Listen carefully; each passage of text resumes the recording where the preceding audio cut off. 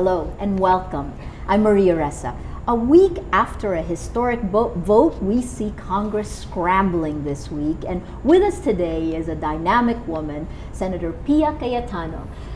On the day, 1 year after she introduced the RH bill. I'm celebrating RH anniversary on Rappler today.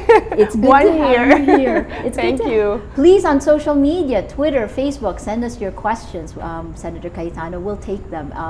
1 year later, what has this experience been like? Well, first of all, yesterday, you passed the amendment stage. Where are we a year later?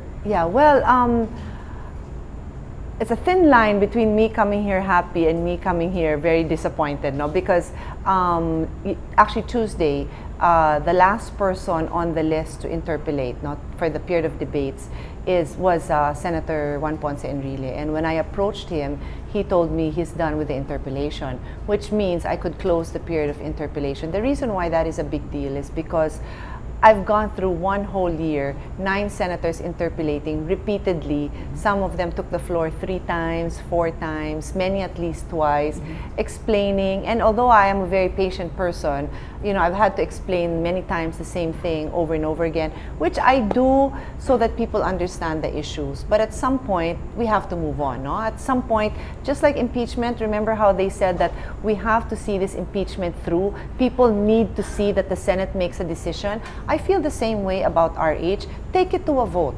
Yes. I've been very candid and transparent about the issues on RH. My co-sponsor, Senator Miriam, and we've answered all the questions. So I think it's time that we can put together now in the period of amendments the product of the interpellation. Some of their suggestions were wonderful. Some of them I will try my best to incorporate. Some of them are directly opposed to what RH is all about. Yes. And then we put it to a vote. So I am happy that we've closed that period and moved forward, because if you look historically in our Senate and even in many Congresses all over the world, there's such a thing as dribbling the ball and it just dying. To me, that's an unnatural death, and I didn't want that to happen. I wanted people to take a stand and get to a point where we can vote on it. Death by 1,000 cuts is another way to say it, right? They're small little inflicted blows, so you never actually exactly. So hopefully I see this move forward in the period of amendment. What happens is the committee makes amendments, and this should be interesting, because I did pick up a few interesting points from our colleagues. A lot were clarifications on misunderstandings on the language of the bill. And then from there, we go to individual amendments where they propose, and this is where I will have to accept or reject certain proposals, and the issues will range from like sex education, budget, and then from there put it to a vote. How long do you think this will take? For a bill of this how do I put it? Magnitude, hindi naman ganun kakapal, no? For a bill that draws so much heated arguments and passion, I'd say a few weeks should be realistic. If no one has any major delaying tactics and just sincerely just wants to put it to a vote, then a few weeks should be good. That's because you give time, like the committee amendments will usually happen in just one session. Yes. And then say there are like 5 people who want to do individual amendments, and they won't all be ready on the same day. 1 or 2 will come on one day, another 1 or 2 the next week. And there are other bills on the floor that have to, so a few weeks. So maybe the month of August. And that was also the prediction of Senator Miriam, month of August. Fantastic. This bill opens up so many fissures in society. What are they, if you were to summarize them? Well, number one, it's acknowledging once and for all that women are an integral part of society, and we must change the way we treat women so that they can continue to be homemakers and mothers, but go out in the world. Believe it or not, Maria, I've had to explain on the session floor how difficult it would be for a woman with 8 children to still earn a living and contribute to the family's income. If the husband doesn't have a job and the wife wants to contribute, or let me change the example.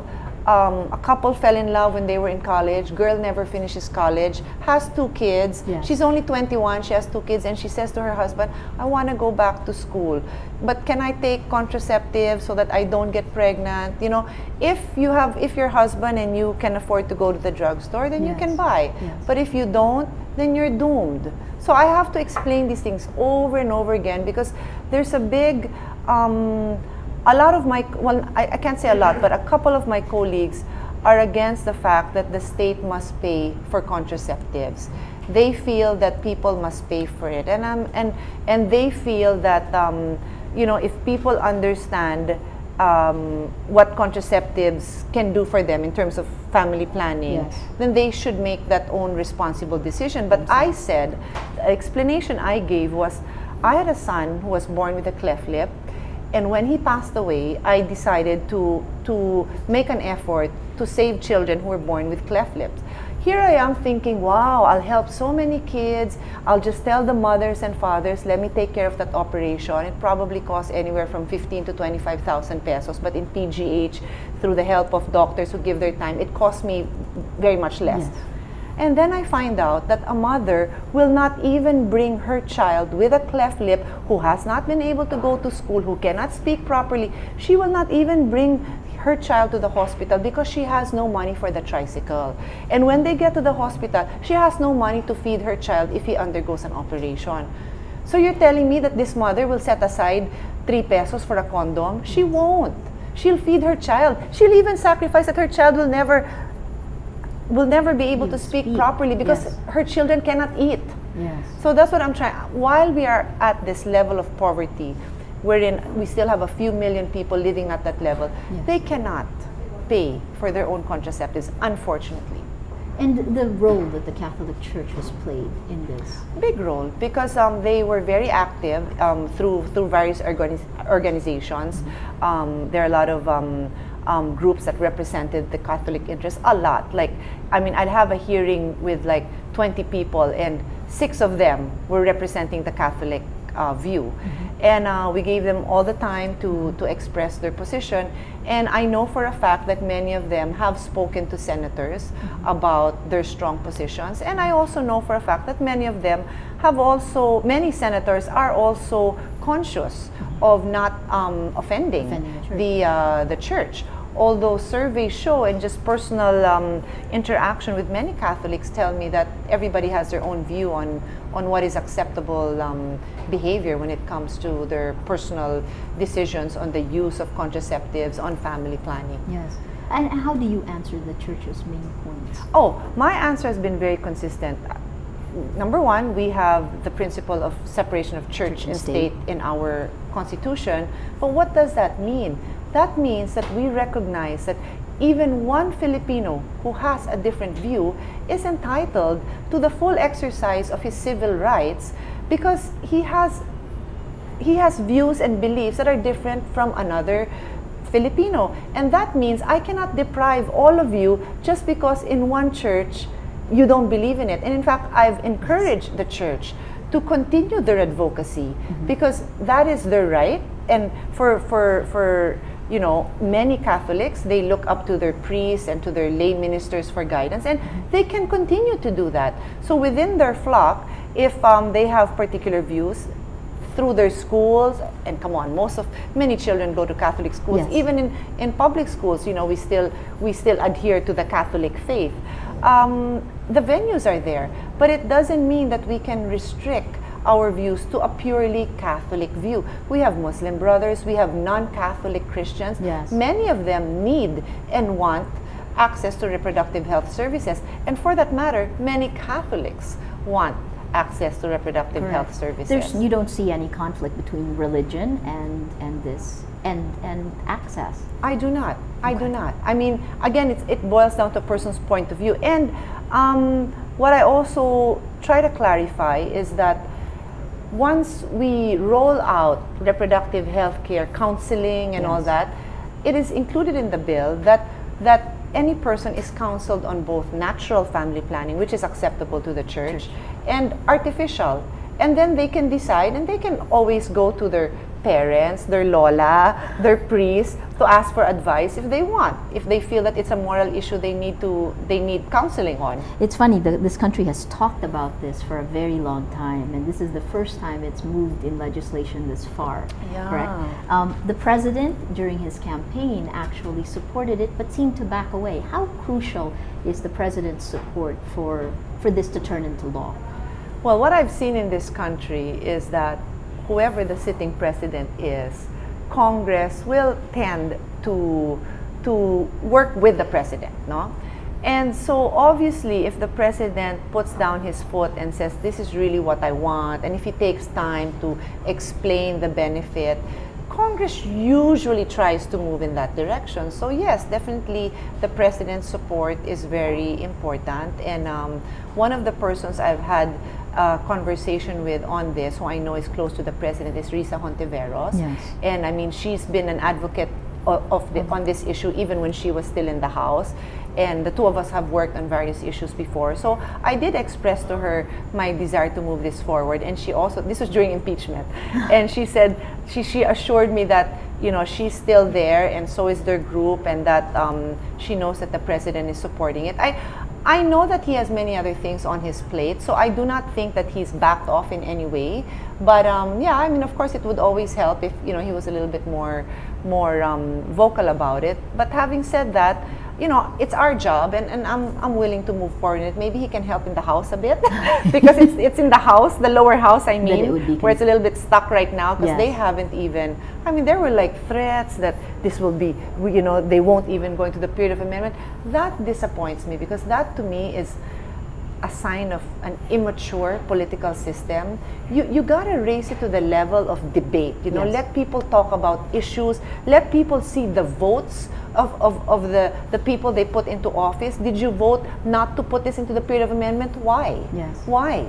You know, let people see that so that people can start. They always say that the thing with elected officials is they can later on be penalized by not getting voted into office. But if people don't have access to how they vote, you know, if you just hear the news that the session has ended and the bill has not moved forward, you don't know what happened. Correct. Right? Unless you have a congressman or a senator sitting here all the time explaining that. But even then, I think one of the interesting things to watch the Corona vote was to actually set the stage for national reconciliation of sorts. You know, watching that vote was fascinating, and if that had been close to us, we wouldn't have known where each of our senators stood, and it would have actually sparked more room for propaganda on either side, on all sides. Right? I think the interesting thing there too is that I knew that we would be making our vote public, but originally, until that afternoon, I didn't know that the 2-minute limit was taken out. So here there was so many of us who were like trying to really like make our explanation short. I even had to practice reading because my staff always reminds me that I talk too fast. That's because I'm used to these limits, and I'm usually a law-abiding citizen. Like if you say it's a 2-minute limit, I live by that. If you tell me like we're interviewed and you say, Pia, it's a 10-minute segment, I'm like so I can finish all that. So then I'm like, what? So then I was like, okay, where were those paragraphs that I erased? Put it back. Well, let me go back to the 44 days of the trial. 44 days, that was a long time. What were the It seems longer because 44 days is a month and a half, but that was spread out since December. Yes. And you know, we have our work cut out for us. A lot of people don't realize that we have morning legislative session. So this RH bill and a lot of other, you know, I don't like calling any bill minor, but a lot of other bills that people don't hear about, we work on them during the mornings, and we tried our best to have hearings. I think I only managed to have 1 or 2 because we didn't even have any hearing rooms. Yes. The defense panel, the prosecution, and media took up our hearing rooms. No, so despite all this, we got some work done, and then 2 o'clock Monday to Thursday, we had impeachment. So to me, it really feels like 5 months. Yeah, it really felt like 5 months. And I can tell you this for a fact because I gained weight. Sitting for 20 plus hours more a week. That's what it does to you. Can you give me the positive and negative impact of this of the trial? whole, of having to go through an impeachment trial? Yes. Yeah. Let's start with the positive. I think the best thing that came out of this impeachment trial is that people had a better understanding of our political process. So they understood that, certain persons can be impeached.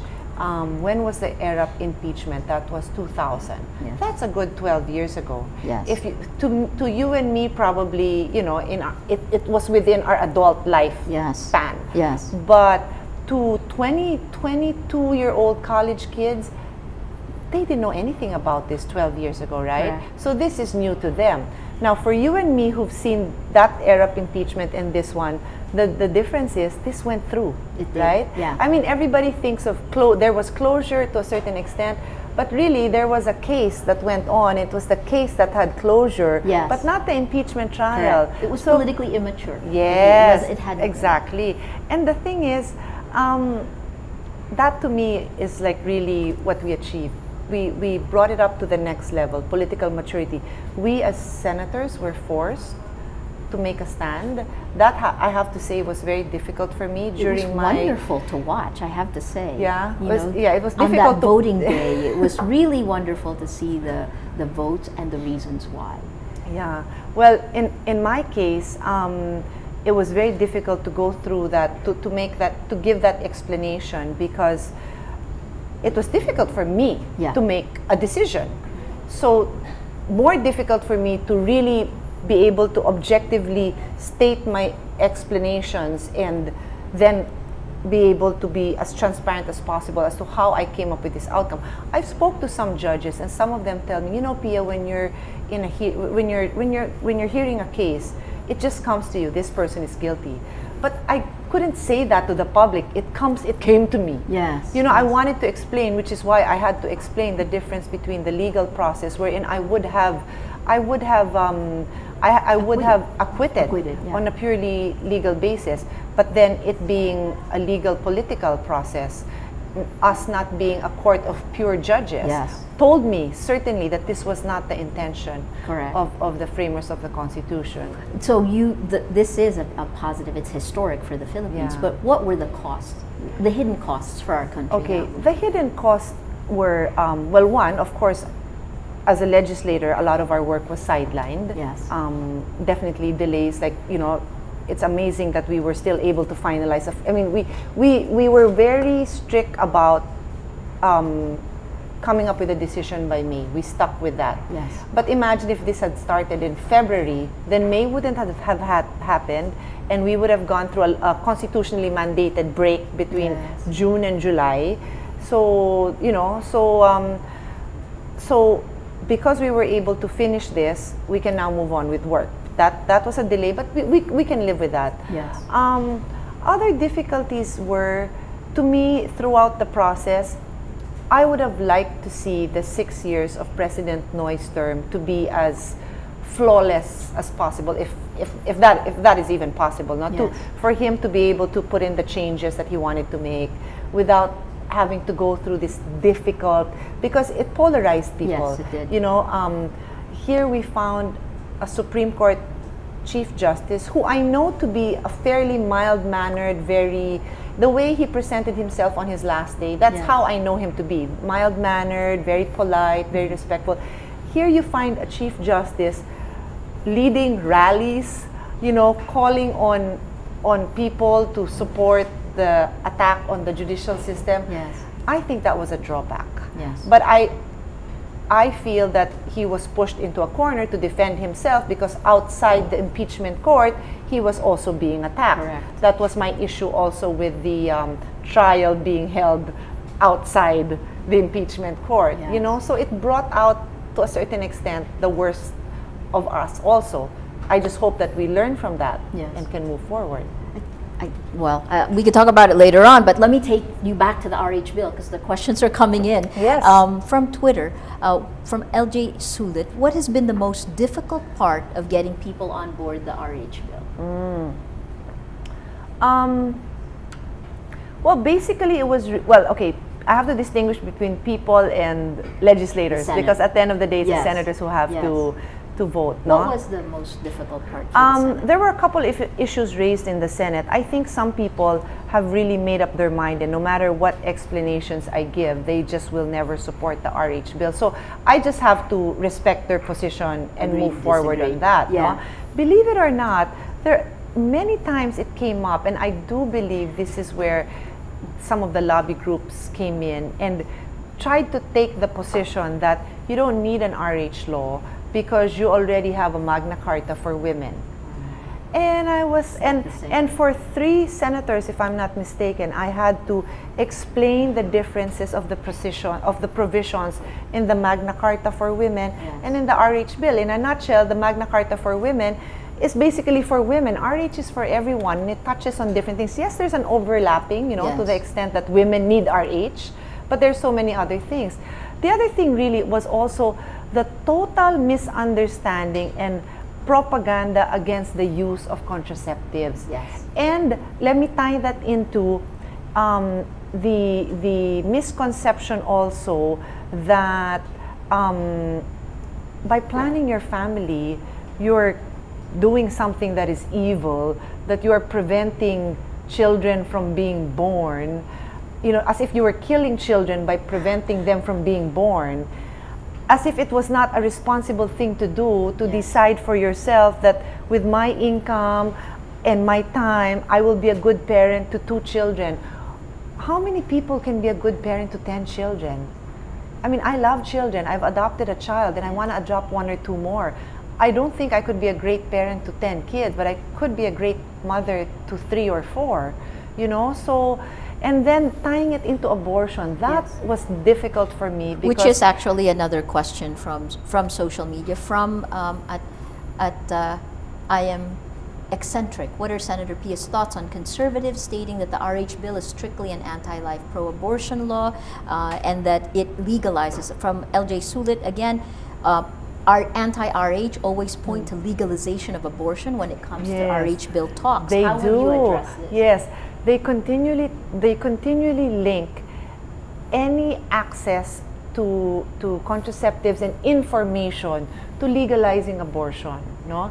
And that time and again I've explained. I'll give you one provision that at some point was difficult for me to continue to be calm, because it's just so outrageous if you know the reality. We have a provision in the bill that requires that a woman who goes to a hospital to receive post-abortion care, because a lot of women commit abortion by themselves, or by whoever, by what do you call it, kamadrona, okay, and then they have complications.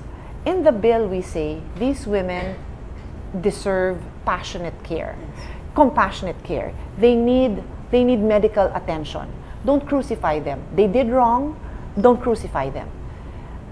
On the Senate floor, a number of my colleagues could not understand this. They felt that it was trying to legalize abortion. They could not believe, first of all, some of them gave, from my impression, were saying like, well, yeah, that woman should be condemned. That was the impression I got, okay? I'm just saying this is my impression of the way the interpellation went. And I was like, you know what? When a policeman are running after a robber or whoever person is accused of a crime, that policeman is not allowed to start shooting at that robber indiscriminately or start kicking him in the head or, I mean, especially in the US, they've had many occasions where the whole crime of the scene turned from what the original crime was to the abuses committed by the law enforcers. And here we are saying that doctors need to be compassionate, because we've had so much testimony provided to us where these women are really treated badly because of what they've done. And what we're saying is you just need to be compassionate. Just give them the medical treatment they deserve. Many of these women are crying, are regret what they're doing. But I mean, I've seen documentaries where these women are like, they aborted 2 children because they already have 8 kids, and they're crying. They cry for the loss of life. But none of us have the right to treat this person as if, she's not human. Correct. So that's what I was trying to address. And for people not to understand that, made me feel like, do we live in a society that's inhumane now? That we're now taking it into our own hands to penalize this woman who, and some of them, these are sad stories, some of them actually did just have a miscarriage. Yes. But then, because of the nature of for some reason, somebody suspected that it was not a spontaneous abortion is a miscarriage. It was not spontaneous, it was induced. They start treating them badly. So, let me that's ask been you difficult about that, because it does require a mindset change of many things, of many people. Is our culture ready for choice? I think so. I think we're ready. And you know how I know that? Or why I feel that? Actually, social media. I interact with people from all walks of life through Twitter, actually. Yes. And some of them are students from the province. Some of them are mothers who come from wide different economic background, Yes. and they share their ideas. And although there are many who are not ready to understand what we're trying to achieve with RH, many are opening their minds. And that's why I feel, no, now is the time. Because if we don't act now, we don't move forward. I am hoping that this bill passes, but if it does not, we've paved the way for me to do this all over again, the 16th Congress. Oh my God, I hope, well, that's a question from at Theomatics 36. Senator Cayetano, do you see the RH bill pass under the Aquino administration? I'm hopeful. Well, under the Aquino administration, let's hope that it's the first half, because the way Congress works is if I don't get this passed in this 15th Congress, I'll have to do it all over again. And that's painful. I mean, seriously. From at Jeric Peña, please explain the sex education component of the RH bill. I'm happy to do that. Basically, it's very general. It is actually supporting what is already in the DepEd curriculum right now. People are of the impression that, because in the lower house, I believe there was a certain grade level that was indicated. We don't have that in the Senate version. But I've had lengthy discussions with Department of Education, and this is how I explain it to people. I'm a mother, I have a 4-year-old, and I'm pregnant, for example. And my 4-year-old says, Mommy, bakit malaki yung tiyan mo? And some mothers will be like, kasi nakakain yan ako ng basketball or kumain ako ng pakwan. The answer is, there's a baby growing in my stomach. Believe it or not, that is reproductive health education. So when we say that we start at grade 1, or for that matter, I even tell people, no, you have to start when they're toddlers. It's simply explaining to them that you came from mommy. And my mom was a preschool teacher, Maria. So that's why I'm very comfortable talking about this. You only explain to children what they are capable of understanding, and believe it or not, most kids will only ask you up to whatever they're capable of understanding too. So they're just gonna say, where did I come from, Mom? From mommy. That's it. You know, they're only gonna ask further when they're older. That's sex education. And my sex education includes educating the parents. Because if you don't educate the parents, who's going to talk to them about it? You don't want the school to talk about it. The parents are not comfortable talking about it. Where are they going to learn it? On the internet? Through porn? That's what's going to happen, and that is what happens. One of the stories we just did is actually about calling it a spade a spade. You know, people can't use the word vagina or penis or. When I was a child, I didn't understand why my yaya called my private part a flower, because I'm like, flower? Isn't that a flower? Because my mom called it what it was, a vagina. And there's nothing indecent about it, because that's how I grew up. Anti-RH people say that something like this will make people more promiscuous, change values the wrong way. I never bought into that argument. You know, when people think, I grew up, I remember having discussions with my classmates. Will you get pregnant if you get kissed? You know, you have to know what's going to happen to you when you do certain things. You know, the best lesson I learned was from my mom. You're not going to get pregnant if someone holds your hand, but it's going to progress. You hold hands, you're going to kiss. Your mom is good. My mom's good.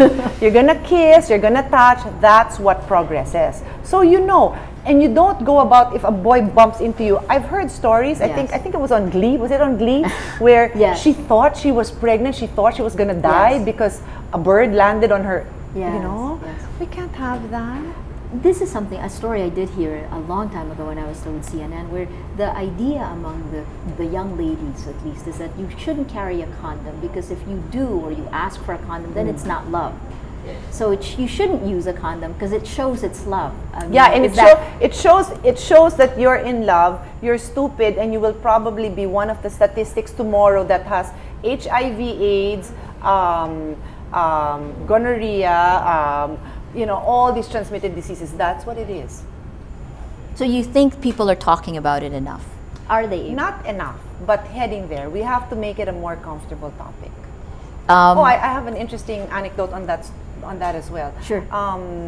A question was asked on because there is a phrase that refers to a satisfying sex life in the bill, and good. Satisfying sex life. Yeah, and actually, I said, the only reason why that's there is because it defines reproductive health as including a satisfying sex life. And the reason why I agreed to include that, because this is a product of input of many groups, yes, is because you look at many couples.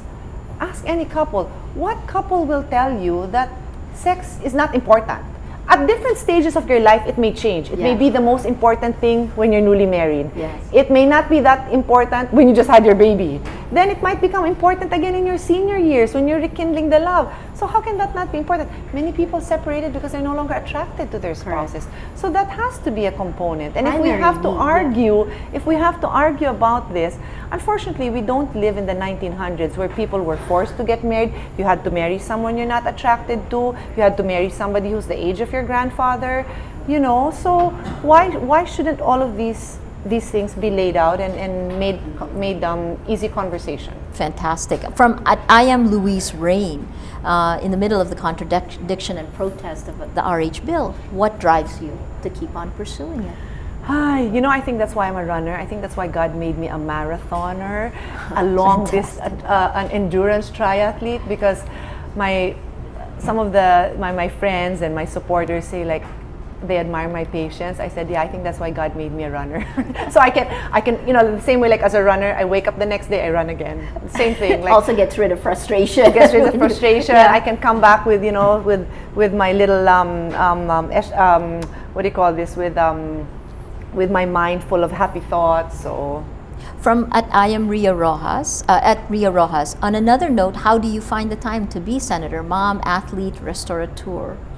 I think I was brought up that way. I was always multitasking since I was in college. I was a member of the UP varsity, and then I was scared of my dad, so I had to study hard. And I was very active taking care of my younger brothers. Believe it or not, Senator Allen it was one of my 3 younger brothers my mom was a working mom. I really feel like I raised my brothers. Yeah. And so I grew up that way. I went to law school. I did my first marathon while I was in law school. I was the head of our sorority. And when I became a lawyer, I breastfed my baby for a whole year. I was playing, my time for sports was during my lunch break. I just am that way. Let me bring you back to the legislation at Yes. Congress. Now, last night the House passed the sin tax. How do you think it'll fare at the Senate? Yeah. Well, first let me tell some of our viewers who are not familiar. They ask, why don't we have a bill? So I always explain that tax measures must start in the House. In the House. Yeah. Sometimes we have hearings. Yes. But that's really just to prepare. But then it's really officially when they transmit it to the House, then we tackle it. And this is actually the very first time through so many administrations it's gotten this far. Yeah. To level a playing field. Yeah. It's long been seen as protectionist. So what's next, and how do you think it'll fare at the House? Well, I think there are 23 senators, and I think more than half would have very strong opinions on this. So I don't want to preempt their choices, but I do know that this is something that will, you will get a lot of interesting debates on this. Personally, I mean, let me speak for myself. Please.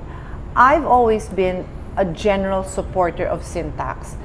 I think it's consistent with my way of life. I mean, I do believe that I've received enough information, even just on social media alone, comparing the sin taxes in other countries. Yes. And some say that it's not effective, but no matter what, it's a deterrent. You can't, like students. Yes. How can students afford a 50 peso cigarette? They can probably afford a 5 peso one. So if you're a responsible person, you just make it more difficult for them. Unfortunately, what happens is this then becomes an issue that is brought into the 1 year from now, we're going to be, well, less. Yes. 6-7 months from now, people are going to be campaigning, and they're going to make the sin tax issue an anti-poor issue. But for me, I really challenge, especially, the youth, the students. Ask yourself, are you depriving the poor of a vital commodity, or are you providing them with other opportunities or other ways to use their money wisely? Because by saying that you're depriving the poor of cigarettes, of alcohol because it's more expensive, well, maybe they should be spending it on food for their children. Maybe they should be spending it on clothing, on housing. Maybe the government can now use the money to support that rather than have them sitting around smoking and drinking. I mean, I'm comfortable saying that because that's my strong belief. Fantastic. We are running out of time, and there are many, many more questions here. But let me just throw to you a close. I guess R.H. Bill coming in, a historic vote at the Senate. You guys have done a lot this time before you go on break. What's the future? How do you see the future, Senator Cayetano? The future, well, definitely we're going to tackle the sin tax bill when we resume. RH will be there too, and there will be continuation. There are other AMLA measures that need to be passed. There are also a lot of we're all witness to the weather changes. So there's still a lot of environmental bills that have to be tackled, and we never run out of stuff to do. So, something, I might say like 1, 2, 3, 4, 5, and then something happens and there's totally something new that comes up. So I'm always surprised myself. Well, if you were to take a snapshot now, a temperature check of the Philippines, how are we doing? I think if I were a runner, if I were a cyclist, we're on the way up. We're still struggling, it's not flat, but we're on the way up, and struggling is good because you need momentum, you need strength. I think we should rally behind the programs of the president, just because it's just so hard to be polarized all the time. Let's give the administration a chance to move forward on this, and we try to do that. Even though I am in the minority with my brother Alan, but we try to be as supportive as possible. We just want to be sure that the check and balances are in place to prevent abuses, because they can happen. Let's not be naive and think we live in a perfect world where abuses do not happen. They do, and that's why we're all there to provide the check and balances. Fantastic. Thank you so much coming to us on the anniversary of RH, right. We've been speaking with Senator Pia Cayetano. You can send her more questions. She's on Twitter @Pia Cayetano, and keep sending your questions to Rappler.com. This is Maria Ressa. Thank you for joining us on Talk Thursday.